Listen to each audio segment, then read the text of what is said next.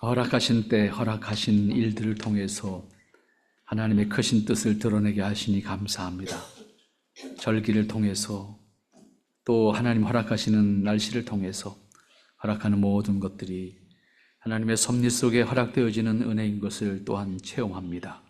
아버지 하나님, 은혜 안에서 허락하시는 하나님의 깊으신 뜻을 헤아리며 그것을 기뻐하고 그것을 감사하며 땅에서 하나님의 뜻을 살기를 자유하고 기뻐하고 감사하는 저희들 될 수 있도록 축복하옵소서.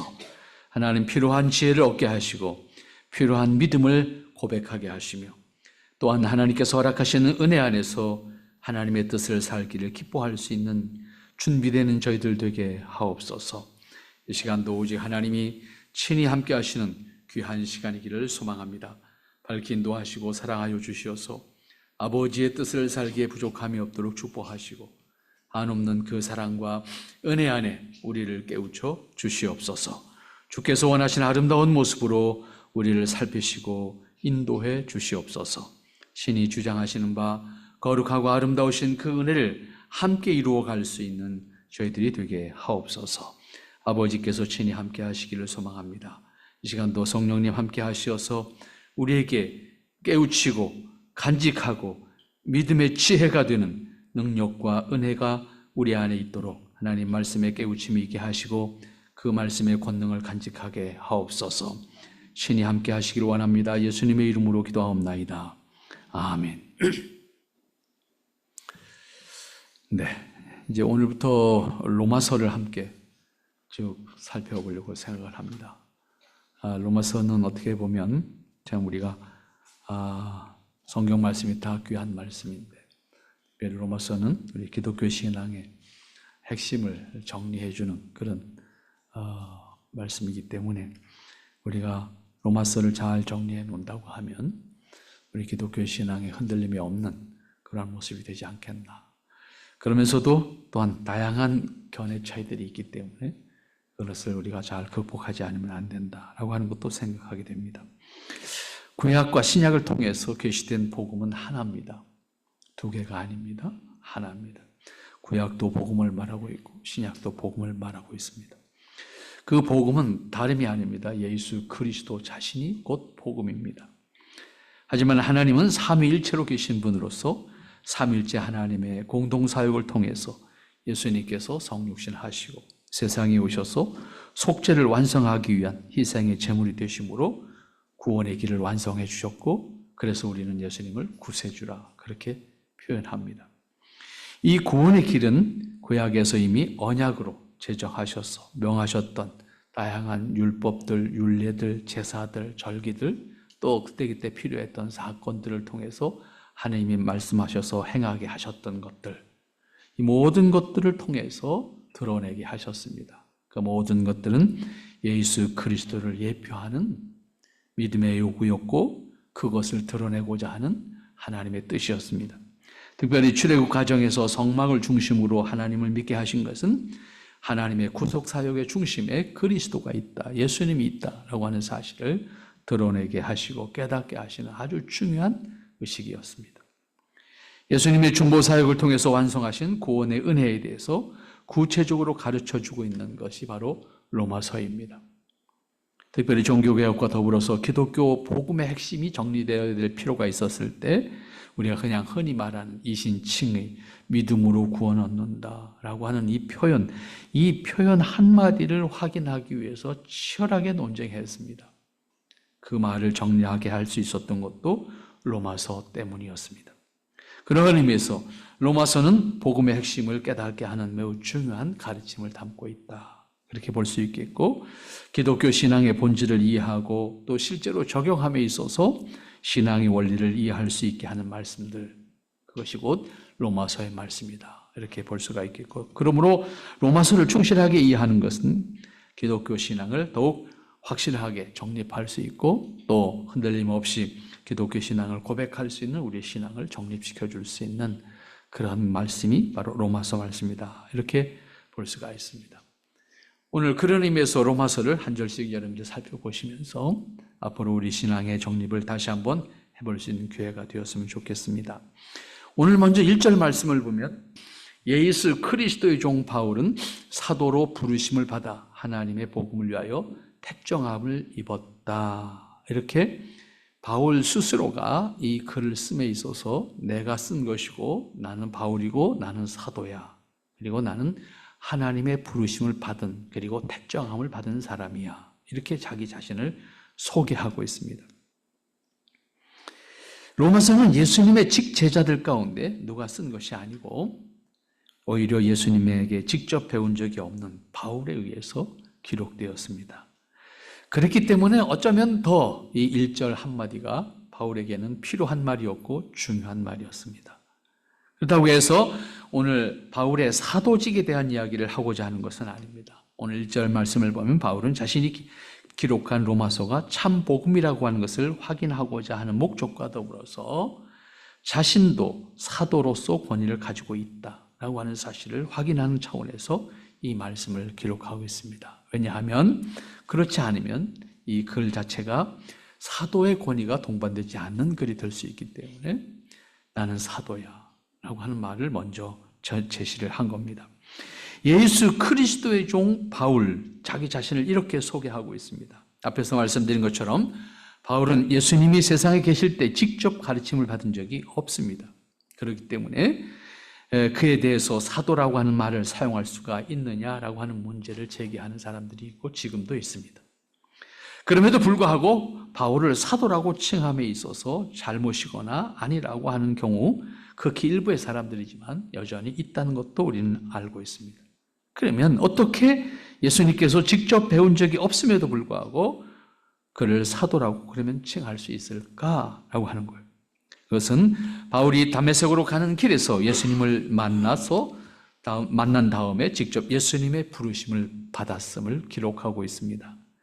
예수를 믿는 초기 신자들을 박해하기 위해서 유대교의 골목대장 노릇했던 사람이 바울 이전에 사울이라는 이름을 가지고 있었던 그 자신이었습니다. 바울이 다메섹으로 가던 중에 예수님의 부르심을 받게 됩니다. 그런 사도행전 9장 말씀에서 우리가 찾아볼 수 있는 거죠. 사도행전 9장 3절 이후에 9절까지 말씀을 보면 이 내용이 기록되는 것을 볼 수가 있는데 사울이 길을 가다가 다메섹 가까이 이르더니 호련히 하늘로부터 빛이 그를 둘러 비추는지라 땅에 엎드러져 들음에 소리가 있어 이르시되 사울아 사울아 내가 어찌하여 나를 박해하느냐 하시거늘 대답하여 주여 누구시나이까 이르시되 나는 내가 박해하는 예수다. 이때 바울은 사흘 동안 보지도 못했고 먹지도 못했고 마시지도 아니했다라고 하는 표현을 했습니다. 다시 말하면 다메섹 도상에서 예수님을 만난 그 충격으로 그는 볼 수 없었습니다. 먹을 수 없었습니다. 이 과정을 경험하면서 바울은 하나님의 곧 예수님의 부르심을 받았음을 고백하게 되지요. 이때 사울이라는 이름을 버리고 바울이 되었습니다. 자신이 비록 예수님이 세상에 계실 때 직접 부름받지 못했지만 그리고 배우지 못했지만 부활하신 예수님을 만났고 예수님의 직접적인 부르심을 받았기 때문에 자신은 사도라고 하는 사실을 확인하게 됐고 오늘 본문엔 나오지 않지만 사도행전을 잘 보면 그래서 그 이후에 바울은 사도들을 찾아갑니다. 내가 깨우친 복음이 맞는지 검증하러 갑니다. 따라서 오늘 본문 1절에서 종 바울은 사도로 부르심을 받았다. 나 바울은 예수의 종이고 나는 사도로 부름을 받았다 라고 하는 자기 자신을 직접 소개하는 말을 하게 되는 겁니다. 여기서 깨닫게 되는 것 오늘 우리도 마찬가지입니다. 같은 원리 속에 오늘 이 땅에 있는 교회의 직분들이 있습니다. 부르심을 받았다라고 하는 것은 소명이라고 하는 단어를 쓰는데 이 소명을 받음으로써 사도직을 가지게 되었다는 것입니다. 이 원리는 예수님께서 승천하신 이후에 기독교회 역사에서 지금까지 적용되는 원리입니다. 교회의 모든 직분은 단지 자신이 원해서가 아니라 전적으로 하나님의 부르심에 의한 것임을 확인할 수 있어야 합니다. 그렇기 때문에 자신이 확인한 직분에 대해서 자기 마음대로 할 수 있는 것이 아니고 그 직분이 부르심에 의한 직분이다라고 하는 것에 우리는 전적으로 순종할 수가 있어야 됩니다. 부르심에 의한 것이다. 하나님께서 적절히 적절히 필요한 때에 적절한 사람을 부르셔서 그 일에 임하게 하셨다라고 하는 것에 우리는 믿음을 가지고 모두 순종하는 거예요. 사람이 판단할 때는 부족하게 보일 수도 있고, 저 사람은 넘치는 능력이 있다 이렇게 보여줄 수도 있고 그렇습니다. 그러나 때, 하나님의 때, 그리고 그 일에 적절한 사람이라고 하는, 그리고 하나님께서 쓰시고자 하는 일이라고 하는, 우리는 헤아릴 수 없지만 참으로 필요한 사람을 통해서 드러내게 하신다. 여기에 우리는 모두 순종하는 믿음을 가질 때 그 믿음의 공동체가 아름다운 공동체가 되는 거예요. 바울은 사울이었을 때, 다시 말하면 다메섹 도상에서 예수님을 만나기 전에 바울은 기독교를 박해하는 데 앞장섰던 사람입니다. 아무도 그가 개종할 거라고 아무도 생각하지 않았던 사람입니다. 그런데 그가 예수님을 만나자 나는 사도야 그러고 등장했을 때 사람들이 그를 인정하겠습니까? 어저께까지 기독교를 박해하는 사람이었고 예수 믿는 사람 잡아쳐넣는 사람 역할을 했던, 악역을 감당했던 사람인데 수용이 안 되지요. 그런데 사도로 등장을 합니다. 그리고 중요한 것은 사도로 부르심을 받은 목적이 그 자신에게 있지 않다는 거예요. 바울이 뭐라고 표현합니까? 부르심을 받아 하나님의 복음을 위하여 내가 택정을 받았다. 그러니까 나는 내 직분이, 사도라고 하는 직분이 나를 위해서 주어진 직분이 아니고 하나님의 복음을 위하여 택정함을 받은 직분이다. 나의 신분을 통해서 내 명예나 내 권위를 확보하게 한 것이 아니고 복음을, 하나님의 복음을 위하여 내가 택정함을 받았다. 그러니까 내 직분은 하나님의 복음을 위한 직분이고 나의 사역은 그 일에 임하는 것이 나의 사역이고 내 삶은 그것을 위해서 사는 것이다. 이런 표현이 되겠죠. 이것은 자기 직분에 대한 확실한 이해와 고백입니다. 그리고 이것은 소명을 받은 자가 가지고 있어야 하는 분명한 의식입니다. 그런 의미에서 우리는 특별한 직분뿐만이 아니라 나 아무개라고 하는 사람도 마찬가지입니다. 한 평범한 사람으로서 나도 이 땅에 하나님께서 하나님의 뜻을 드러내고 하나님의 뜻에 동참할 수 있는 능력과 자격을 가진 사람으로 나를 하나님의 자녀로 부르셨다고 하는 그리스도인의 삶은 직분만이 아니라 삶 자체도 소명에 의한 삶입니다. 내가 하나님의 기뻐하시는 삶을 살도록 허락받은 사람, 그러니까 내가 살아가는 목적, 내가 살아가는 방법까지도 하나님이 기뻐하시는 것에 있도록 해야 된다라고 하는 의미를 가지게 됩니다. 이것이 바로 소명에 의한 삶이라고 하는 표현으로 넓게 적용하면 모든 사람이 이 세상에 존재하는 이유도 그 소명에 의해서 하나님의 뜻을 살도록 지음을 받았고 우리에게 삶의 형편을 허락하셨다. 그러므로 내게 주어진 삶의 환경과 형편과 관계와 일들을 통해서 하나님이 기뻐하시는 나이도록, 그리고 하나님의 영광에 동참하는 나이기에 부족함이 없도록 내 삶을 살아가는 것이 소명에 의한 삶이다. 이렇게 표현할 수가 있습니다. 그런 의미에서 오늘 바울의 사도됨과 그 다음에 그가 사도로 부름받은 목적에 대한 이해를 통해서 우리에게 주어진 이 땅에서의 삶도 다르지 않다라고 하는 것을 기억하고 여러분들에게 주어진 삶이 하나님이 기뻐하시는 삶이 될 수 있기를 바랍니다. 그 다음 2절 말씀 봅니다. 이 복음은 하나님이 선지자들로 말미암아 그의 아들에 관하여 성경에 미리 약속하신 것이다. 하나님의 복음을 위해 내가 택정함을 받았다, 그렇게 표현했잖아요. 그런데 그 복음이 뭐냐 하면 예수님이다, 그런 얘기잖아요. 지금 이 얘기가 예수님인데 그냥 예수님이라고 표현하지 않고 보면 하나님이 선지자로 말미암아 그 예수님에 대한 그의 아들에 관하여 성경에 미리 약속하신 것, 그 전체가 복음이다. 그러니까 구약에 기록된 선지자의 말씀, 곧 예수님을 설명하고 있는, 예수님을 예표하고 있는 구약의 모든 말씀과 예수님 자신을 포함해서 이게 복음이다 이렇게 표현했고, 그 복음을 위해서 내가 하나님의 사도로 부르심을 받았다 이렇게 표현했습니다. 앞에서 바울이 하나님의 부르심을 받은 목적이 하나님의 복음을 위함이라고 함으로써 사도 직분이 단지 자기의 권위나 명예를 위한 것이 아니고 복음을 증거하기 위한 것임을 분명히 했습니다. 이것은 오늘날 교회에서 성경적으로 받아들이고 있는 제도에 따른 직분들을 받아들일 때도 같은 원리에 의해서 적용되어지는 것입니다. 다시 말해서 교회의 직분이나 제도도 성경적이어야 하고 그것을 받아들임에 있어서도 믿음에 의한 것이어야 한다라고 하는 말씀입니다. 그 직분에 임하는 사람들도 자기 직분에 대해서 그렇게 고백함으로써 감당해야 한다는 말씀입니다. 그러면 바울이 자기가 사도로 부르심을 받은 목적이 하나님의 복음을 위함이라고 했으니까 그가 말하는 복음을 위한다고 하는 의미가 무엇일까?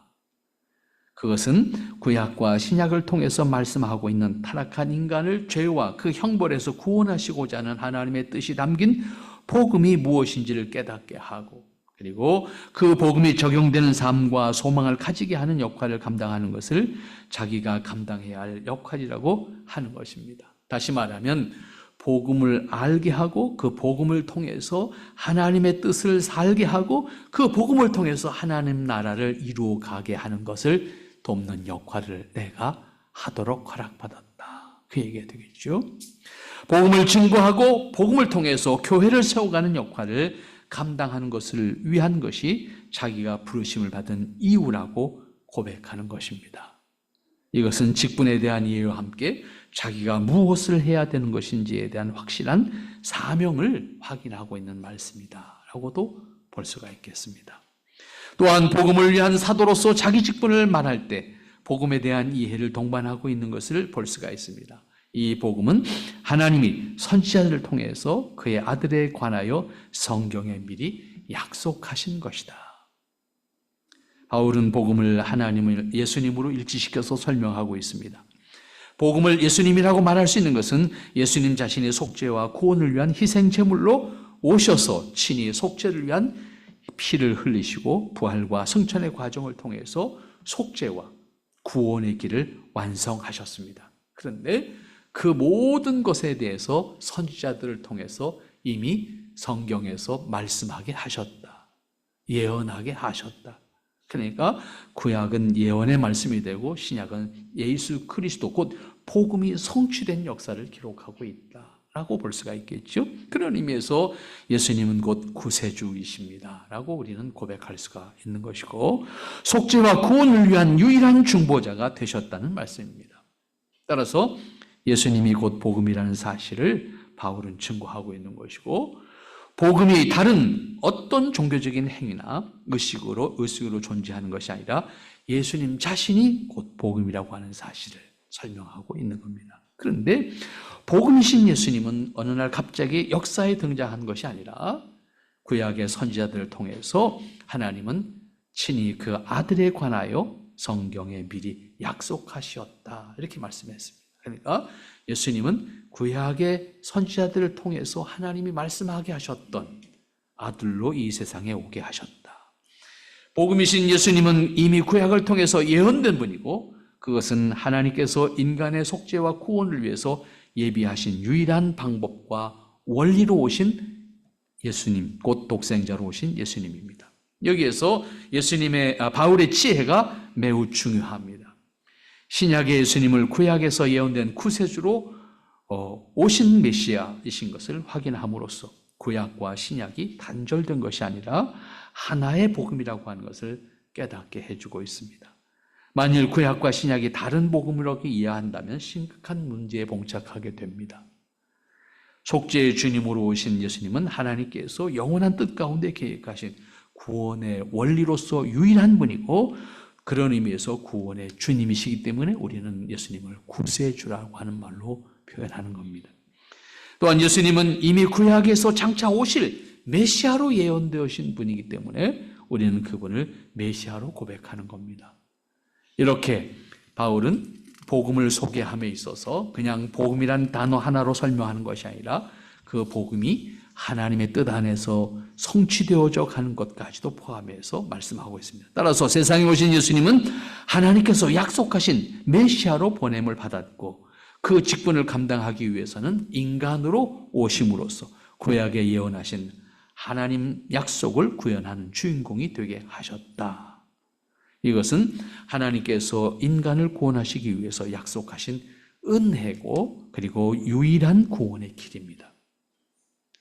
때문에 단순히 예수님을 모범된 선생님의 모습으로 따라가야 된다라고 말하는 것은 참으로 큰 문제를 동반하게 됩니다. 우리가 그분을 본받는다고 하는 말은 동의할 수 있습니다. 그러나 그분이 가신 길은 그분만 감당하실 수 있는 길도 있다는 사실을 우리는 잊어서는 안 됩니다. 다시 말하면 대속의 길을 누구도 대신할 수 없다는 거예요. 예수님만이 대속의 길을 가실 수 있는 것이고 우리는 그 은혜를 덧입어서 주님이 가신 의의 길을 본받는 것은 할 수 있다. 이렇게 표현할 수가 있어요. 그러므로 표현되어지는 3절과 4절 말씀 여러분들이 한번 다시 보시기 바랍니다. 이 아들로 말하면 육신으로는 다윗의 혈통에서 나셨고 성결의 영으로는 죽은 가운데서 부활하여 능력으로 하나님의 아들로 인정되셨으니 곧 우리 주 예수 그리스도시니라. 이 말 역시 우리가 찬찬히 이해하면 사실은 이 말을 어떻게 이해하느냐에 따라서 우리 기독교 2000년 역사 안에서 다양한 신앙의 갈래가 사실은 형성이 됩니다. 그런데 오늘 이 말씀을 여러분들이 잘 이해하면 좋겠다 생각합니다. 오늘 이 3절과 4절 말씀 보면 예수님이 누구이신가에 대해서 그것을 어떻게 이해하느냐에 따라서 기독교 신앙을 말하지만 전혀 다른 신앙을 하게 되는 그런 문제들이 사실은 나올 수 있는 그런 표현들이 본문에 있습니다. 같은 단어로 표현되어지지만 이것을 사용하는 사람들의 이해에 따라서는 다른 문제들이 동반될 수 있다라고 하는 겁니다. 따라서 바울이 여기 3절과 4절에서 예수님에 대해서 표현하는 것은 기독교 신앙을 정립하는 데 있어서 매우 중요한 열쇠가 되기도 하고 또 그것을 어떻게 이해하느냐에 따라서는 다른 입장을 취할 수도 있다라고 하는 겁니다. 그런 의미에서 로마서를 바르게 이해하는 것은 기독교 신앙의 기본을 바르게 이해하는 것이 되기 때문에 로마서를 공부하는 동안에 우리가 좀 더 집중해서 하나님의 말씀을 이해했으면 좋겠다 생각합니다. 제일 말씀을 하고 있는 것이 뭡니까? 그의 아들에 관하여 말하면 육신으로는 다윗의 혈통에서 나셨다 그랬습니다. 이것은 예수님의 족보에 관한 확인입니다. 그리고 다윗의 후손으로 오신 예수님은 삼일째 하나님의 성자이신 것을 동시에 확인한 말씀입니다. 이 부분이 우리가 분명하게 이해되지 못하면 앞에 말씀드렸던 것처럼 다른 신앙이 형성될 수가 있습니다. 사실은 초기 기독교에서 예수님을 이해할 때 문제들이 무엇이었냐면 예수님은 인간으로 오셨는데 나중에 하나님이 되셨다라고 하는 해석이었습니다. 오늘 본문을 읽어가면요 그렇게 해석이 됩니다. 사실은.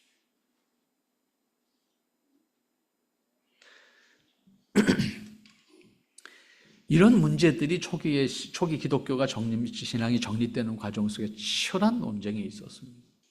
그런 논쟁들을 통해서 극복하게 되는 것이 예수님의 이성 1인격이라고 하는 하신성을 가지시고 인성을 가지시고 한 인격으로 존재하신 분으로 오셨다. 이 단어 하나가 정리되는데 몇백 년 걸렸습니다. 이것을 완성하는 데 있어서 451년 시간 걸려요.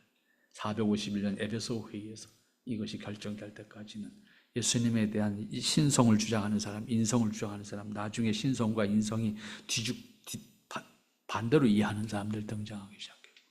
예수님 한 분을 이해하는데 참 어려움이 있었습니다. 왜냐하면 기독교 구원 신앙의 구원 원리가 예수님의 이성 1인격이 아니면 안 되기 때문이에요. 그런데 그 개념을 정립하기까지가 너무나도 어려웠어요. 그래서 많은 논쟁이 있었고 그로 인해서 어려움을 겪었던 것이 초기 기독교 신자들의 모습이었습니다.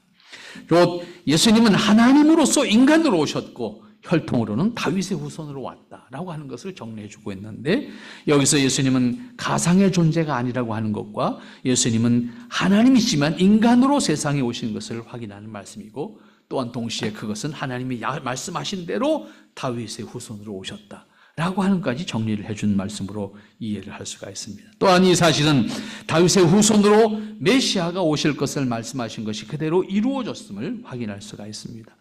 하나님이신데 인간으로 오셔야 한 것은 인간의 죄를 속죄하기 위해서입니다. 인간의 죄를 속죄하기 위한 제물이 되시기 위해서 죄 없는 인간이시어야 하기 때문에 예수님은 인간으로 오셨다라고 하는 의미입니다. 세상에 죄 없는 인간이 없기 때문에 하나님께서 스스로 인간의 속죄를 위해서 희생 제물이시기를 자처하셨다 이렇게 표현했어요. 여기서 예수님은 참 인간으로 오셔야만 했고 하나님으로서 인간으로 오신 사건이다. 이것이 기독교 신앙에 있어서 신비입니다. 기독교 신앙에서 가장 신비 가운데 대표적인 게 뭐냐면 하나님이 인간으로 오셨다는 것이 가장 신비입니다. 논리적으로 아무리 설명해도 이게 이해 안 되는 부분입니다. 하나님이 어떻게 인간이 돼요? 그러나 기독교 신앙만 가지고 있는 유일한 신비입니다. 그럼 왜 그렇게 어려운 게 아니에요. 인간을 속죄하시기 위한 하나님의 스스로의 선택인 거예요. 인간을 속죄하기 위해서는 희생 제물이 필요한데 죄 없는 인간이 없는 거예요. 따라서 하나님은 스스로 죄 없는 인간의 신분으로 오셔서 인간에 의해서 죽임을 당함으로 속죄의 길을 열어놓으셨다. 이 단어 하나만 우리가 분명하게 이해하더라도 우리는 정말 하나님 앞에서 감격하지 않을 수 없는, 그분을 함부로 대할 수 없는 존재인 것을 신뢰해야 될 겁니다. 그 다음 성결의 영으로 죽은 가운데에서 부활하셨다. 이것은 예수님의 속죄 사역에 있어서 삼위일체로서 성령님의 사역을 통해서 예수님께서 속죄를 위한 제물이 되어서 죽으셨다. 인간으로 오신 것도 이게 이해가 안 되는 부분인데 하나님이 죽었다? 그래서 실제로 이것을 받아들일 수 없잖아요. 하나님 어떻게 죽어요? 이 말이 안 되는 거잖아요. 그래서 초대교회는 이것 때문에 또 어려움이 겪었어요. 하나님은 어떻게 죽냐? 하나님 죽었다는 것은 말이 안 되는 거 아니냐? 그래서 초대교회 문제가 뭐냐면 하나님은 안 죽었다는 거예요. 근데 죽었다는데 그냥 죽은 것처럼 보였다. 이렇게 해석한 거예요. 그것밖에 해석이 안 되니까. 하나님은 죽을 수 없어. 근데 죽었어. 그러니까 죽은 것처럼 보인 거야. 이렇게 해석했단 말이에요. 죽은 것처럼 보이면 속죄도 다 거짓말이 되는 거잖아요.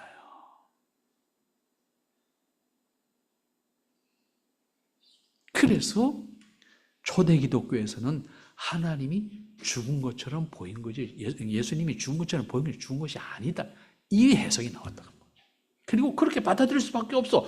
논리적으로 설명하면 그것밖에 이해가 안 되니까. 그리고 그게 맞다 박수 쳤어요. 그런데 그래 놓고 보니까 허점이 생기는 거예요. 뭐야? 그러면 기독교는 허상이네? 그래서 아까 말씀드렸던 예수님의 이성일인교, 참 하나님이고 참 인간으로 오셨다. 이 단어를 받아들이게 되기까지 시간이 많이 걸린 것이고 그 개념을 정립하는 데 시간이 걸린 거예요. 그래서 예수님은 이 땅에 오셨는데 죽으셨다는 것을 어떻게, 그래서 삼위일체 하나님이라는 말이 그래도 또 중요해요. 다시 삼위일체 하나님으로 존재하시지 않으면 성자의 죽음은 불가능한 거예요. 성자의 부활도 불가능한 거예요. 그래서 삼위일체 하나님이라는 단어가 이해하기가 참 어려운데 기독교 신앙의 원리를 적용해 보면 삼위일체 하나님이 아니면 해석이 안 됩니다. 다시. 그래서 여기서 표현한 성결의 영이라고 하는 것은 이것은 성령님을 의미하는, 성령님의 사역을 통해서 예수님께서 속죄를 위한 제물이 되어 죽음과 부활을 경험하게 됩니다. 이때 예수님의 죽음에서 성령님의 사역을 통해서 부활하십니다. 여기서 예수님의 대속을 위한 제물이 되시는 일과 성령님께서 희생 제물로 죽으신 예수님을 부활하게 하신 사실을 분명하게 이해하고 믿어야 합니다. 예수님의 성신과 대속을 위해서 죽음을 경험한 예수님을 그 죽음의 권세에서 부활하게 하신 것이 성령님의 사역입니다. 자, 이렇게 또 얘기를 하면 그냥 또 문제가 생깁니다. 사실은. 그러면 하나님은 세 분인가? 이렇게 해석이 될 수밖에 없죠. 다시. 그래서 삼위일체라고 하는 단어가 아다나시우스 신조가 완성되어지는 5세기 말까지 치열한 다시 논쟁이 되는 거예요. 이처럼 인간의 속죄 사역을 위해서 삼위 하나님과의 관계는 상호 협력적 관계고, 그리고 삼위로 존재하시지만 한 분 하나님이시다, 이 말로 이해를 하게 되는 가르침입니다. 누구도 성부와 성자와 성령의 사역을 대신할 수 없습니다. 그런데 예수님은 속죄를 위한 죗값을 치르고 중보 사역을 이 삼위일체의 관계 속에서 완성하셨습니다. 예수님의 중보 사역이 완성되었다는 것은 예수님께서 구세주로서 감당하셔야 될 것을 이루셨다라고 하는 의미가 됩니다. 비로소 하나님의 아들로 인정되었으니라고 합니다. 여기서 또 주의할 말이 나와요. 하나님의 아들이 됐다라고 하는 말 때문에 다시 어려움이 겪어져요. 그는 본래는 인간으로 왔는데 이 사건을 통해서 하나님의 아들로 신분이 세탁됐다, 이 해석을 했단 말이에요. 여기서 주의해야 될 것은 그 이전에는 하나님의 그럼 아들이 아니었나? 라고 하는 문제입니다. 그렇지가 않습니다. 중보 사역을 하기 전에도 하나님의 아들이셨고, 하나님의 아들 성자의 신분으로 이 세상에 오신 것이 예수님이시고, 그리고 중보 사역을 감당하심으로써 그 사실을 확증했다는 의미입니다. 성자 하나님으로 이 세상에 오셔서 중보 사역을 완성하심으로 성자이심을 확증하셨다라고 하는 의미입니다. 본래는 아니었는데 하나님의 아들이 됐다, 이 개념이 아니다, 그 말. 예수님께서 희생제물이 됨으로써 선지자를 통해서 구약에서 말씀하신 성자 예수님이신 것을 확인했다라고 하는 의미입니다. 이것을 본래 예수님은 하나님의 아들이 아니었는데 후에 아들이 되신 것으로 이해해서는 안 된다라고 하는 것이고, 그런데 초대 기독교 이렇게 해석한 경우들이 또한 많이 있었습니다. 그래서 다시 혼란스러운 문제들이 생겼습니다. 이렇게 다윗의 후손으로 세상에 오신 예수님, 곧 우리 주 예수 그리스도시다 라고, 복음은 곧 예수 그리스도시고 그 예수 그리스도는 다윗의 후손으로 이 세상에 오신 분, 그러니까 하나님으로 오셨는데 다윗의 후손이라고 하는 인간으로 오셨어.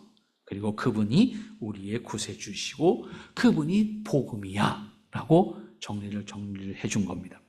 우리가 믿는 예수님은 곧 메시아이시면서 예수님만이 우리의 유일한 구세주이시고 그분은 곧 하나님의 아들이시며 그분은 곧 예수 그리스도야, 그분이 곧 복음이야, 이렇게 정리를 해줬습니다. 영원히 하나님의 아들이신 예수님이 세상에 오셔서 희생의 제물이 되심으로 인간의 속죄와 구원을 완성해 주신 구세주가 되셨어 라고 설명을 하고 있는 겁니다. 오늘 그런 의미에서 이 로마서의 말씀은 기독교의 핵심인 복음을 이해하고 그 다음에 그 복음을 통해서 우리가 형성해야 될 신앙을 말씀하고 있는 내용을 주로 담고 있기 때문에 기독교 신앙을 이해하는 데 복 도움이 되는 말씀입니다. 그런 의미에서 여러분들이 이 말씀을 바르게 이해해 가는 것이 매우 중요하다 하는 말씀을 드렸는데, 오늘 그 첫 시간에 복음은 예수 그리스도, 이 사실을 우리에게 분명히 말씀하고 있는 것을 기억하고 하나님 앞에서 우리의 신앙을 정립하고 오늘은 오직 예수 그리스도 안에 있는 하나님의 자녀로, 예수 그리스도를 통해서 부름받은 하나님의 자녀로, 그리고 예수 그리스도를 통해서 하나님 앞에 설 수 있는 하나님 나라의 자녀라고 하는 신분을 다시 한번 확인하면서 하나님의 뜻을 살아갈 수 있는 여러분의 모습이 되기를 바랍니다. 기도합니다. 거룩하신 아버지 하나님, 은혜를 감사합니다. 주께서 허락하신 은혜를 통해서 우리의 모습을 오늘도 확인하게 하시니 감사합니다.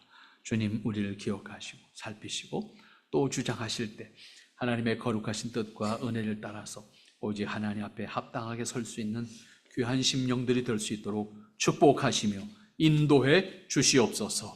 아버지 하나님의 은혜와 또 크신 사랑으로 함께해 주시기를 간절히 빌고 소망하며 아버지 하나님의 크신 사랑과 은혜로만 역사하시는 놀라운 주의 역사가 있게 하여 주시옵소서. 아버지 하나님의 사랑과 권능으로만 함께 하시는 역사가 저희들에게 있기를 간절히 빌고 소망하옵나니 밝히 인도하시고 사랑하여 주시옵소서. 아버지 하나님의 거룩하심과 기뻐하심을 통해서 새롭게 하시는 역사가 있게 하여 주시옵소서. 아버지 하나님, 주의 크신 사랑과 은혜로만 복되게 하여 주시기를 소망합니다. 예수님의 이름으로 기도하옵나이다. 아멘.